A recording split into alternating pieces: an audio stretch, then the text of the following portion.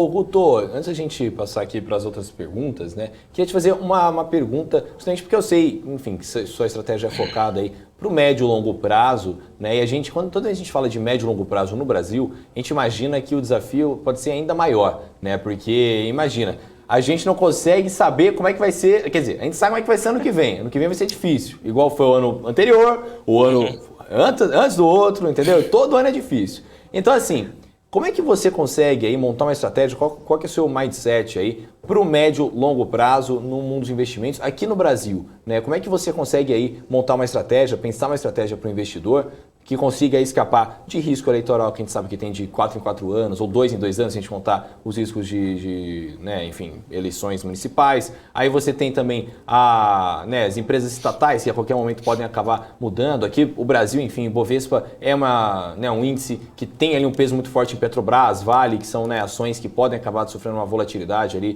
por fatores externos. Então, como é que você consegue pensar no médio e longo prazo aqui no mundo dos investimentos?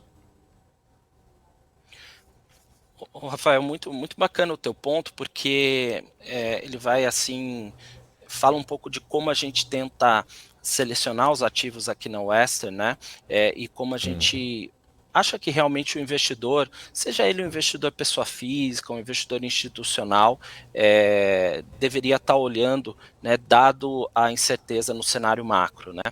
É, e a primeira coisa, eu acho que é importante destacar, é que o investidor tem que se entender, né? O que eu quero dizer com isso?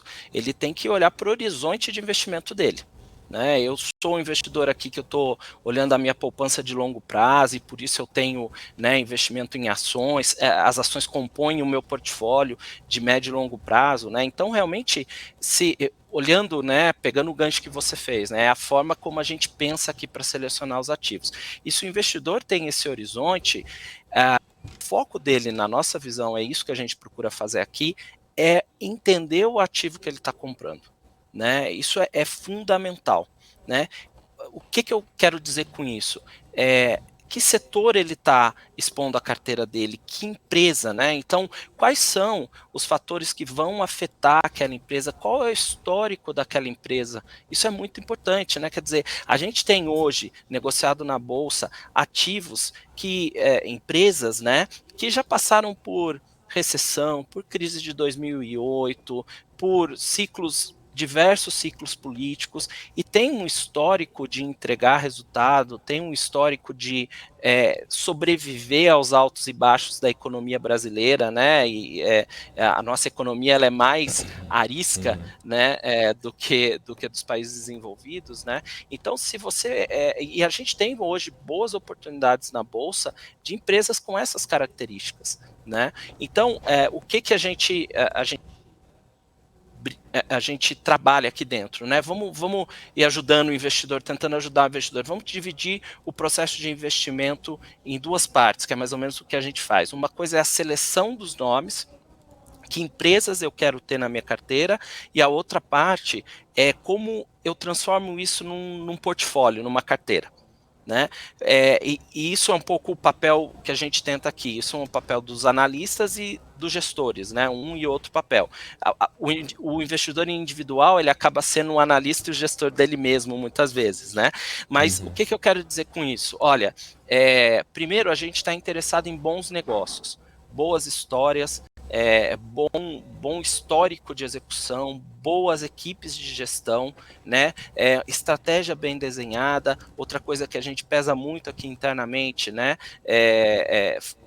Histórico de tratamento ao minoritário, né? Como aquele ativo ali trata os seus sócios, e vamos expandir isso aqui, né? Cada vez mais e mais se torna importante a questão do ESG, né? Como aquela empresa trata, se relaciona com a sociedade, se relaciona com o mundo em geral.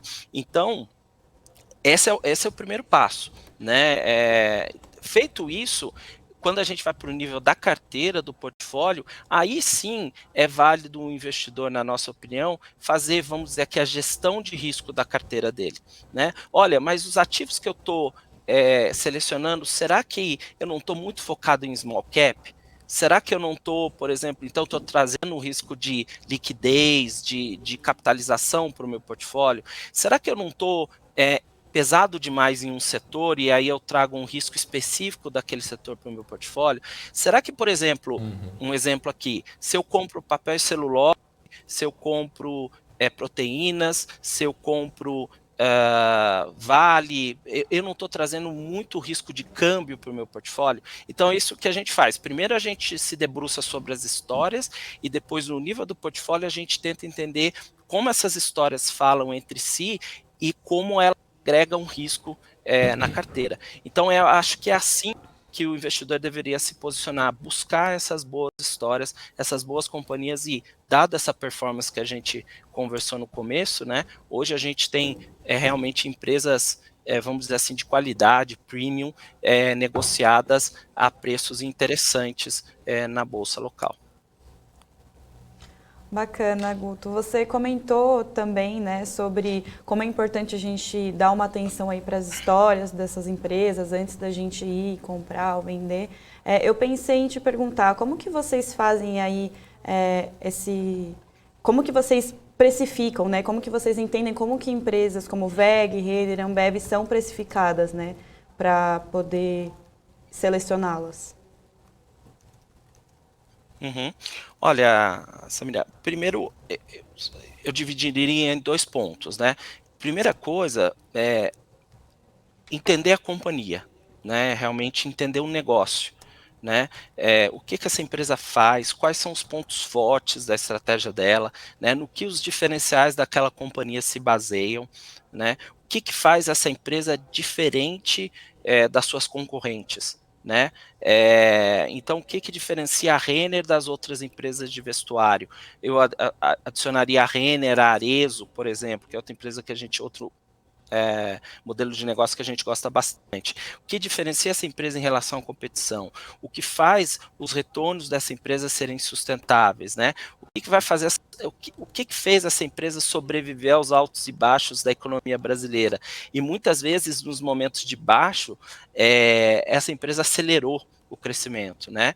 Da onde vêm as receitas? Quem toca essa companhia, né? Então isso tudo não sei se vocês percebem, mas eu ainda não falei de valuation, eu não falei de múltiplo, eu não falei de potencial de valorização, né? Esse, na nossa visão, ok, entendemos a empresa, aqui parece que tem um bom negócio, um negócio sólido, sustentável, que tem um bom histórico, deixa eu entender como está essa precificação na bolsa, né? E aí a gente vai tentar, obviamente, olhando cada uma as especificidades de cada negócio, né, a gente vai lançar mão das ferramentas clássicas aqui, né, a nossa escola é fundamentalista, né, então a gente vai lançar mão das ferramentas clássicas, a gente vai olhar para múltiplos, a gente vai olhar para avaliação por fluxo de caixa, né, e a gente vai olhar também para o carrego que aquele papel nos dá muitas vezes, às vezes pela geração de caixa, pelo retorno em dividendo, pode ser uma alternativa também. Mas é importante, eu acho que frisar um ponto, pessoal, que a gente está interessado principalmente em empresas que têm um potencial de crescimento interessante, né? Seja porque o mercado dela não é consolidado, seja porque ela está entrando num mercado novo, ela abriu novas avenidas de crescimento, né? Pode ser de via orgânica ou inorgânica. Então a gente está sempre querendo contar mais com o que a companhia consegue fazer com as próprias pernas, ou seja, de novo, o plano de negócios da companhia e como ela vem executando esse plano de negócio, e a gente quer contar menos com o mercado, né? O mercado, eu tenho que contar que todos os astros estão alinhados e por isso o mercado vai pagar mais e mais por esse ativo de tecnologia, ou o mercado está no frenzy, né, na vibe, na modinha, vamos dizer aqui, de farmácia, e portanto vai pagar mais para farmácia. Então a gente tenta contar menos com as modas de curto prazo e tentar entender mais o negócio da companhia, porque é aí realmente que você vai às vezes encontrar boas oportunidades por não estarem muitas vezes na modinha ou na moda, você vai conseguir comprar a preços atrativos.